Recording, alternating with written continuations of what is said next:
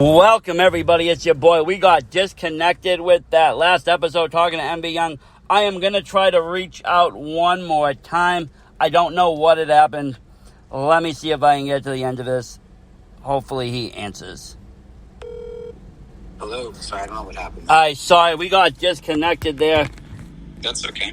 That's the problem, to be honest with you. When I'm on the road and I run my show from my phone. I don't use my laptop, and sometimes when people call in, it disconnects everything all at once. Oh, really? Okay. Yeah, it's a pain. I much prefer it from the laptop, but I hate bringing my laptop in the car. No, I get that. But so yeah, we were talking, I think, a little bit of just about your style and just how you do your mental training, and you get mentally prepared for your opponent. Mm-hmm. And all of that. And, we love that here. Like I said, we do the same even coming into these kind of interviews and stuff. I'll mentally prepare. I'll go and watch tape. Just people that I bring on that I never even heard of. And I'll go spend a couple of days just watching stuff. Because I've been trying to get people from out of the state. I've gotten people as far as Kansas and as all the way as far as up as north as Canada. Right.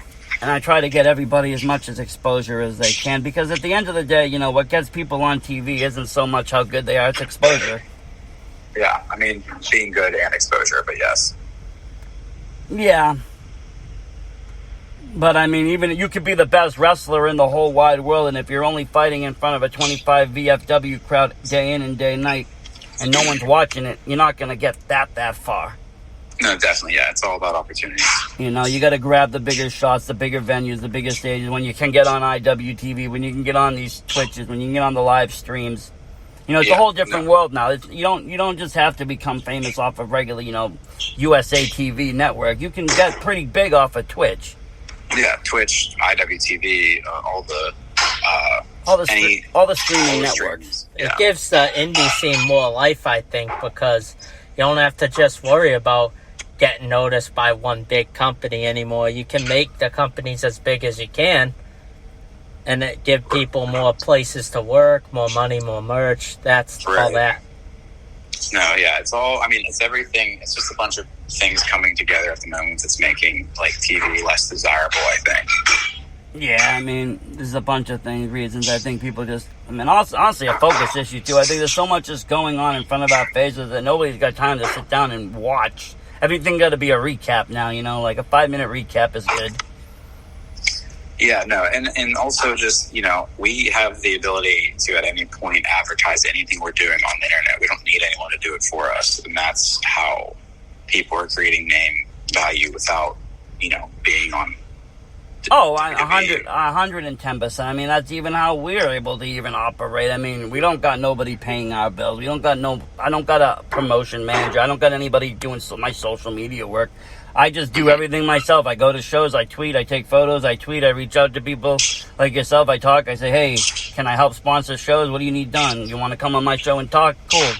And It's all day long grind and hustle. And that's the thing. You can do all that self-promotion with social media now, where, 20 years ago, you couldn't. You would be writing letters to promoters trying to get booked with old tape. You used to have to wait for people to give you opportunities. Now you don't have to. Yeah. And I think that's big for the indie scene. I think it's really, going to open up the doors for everybody. Absolutely. So let me say, you got the Poly-Am call coming. What else you got coming up for you? Anything other big news? Yeah, next week I'll be in Vegas all week, SummerSlam week. Really? That's cool. Is it for... Yeah. What is it, GCW or... GCW will be there, but I'll actually be doing No Peace underground. Oh, they're all the way in Vegas for SummerSlam, huh? They are, yeah. And then I'll be doing, it's called Versus in Rap House, and then Dark Sheik is doing a show as well. So that's going to be awesome. Yeah, so I have 4 shows out there. That's going to be great fun.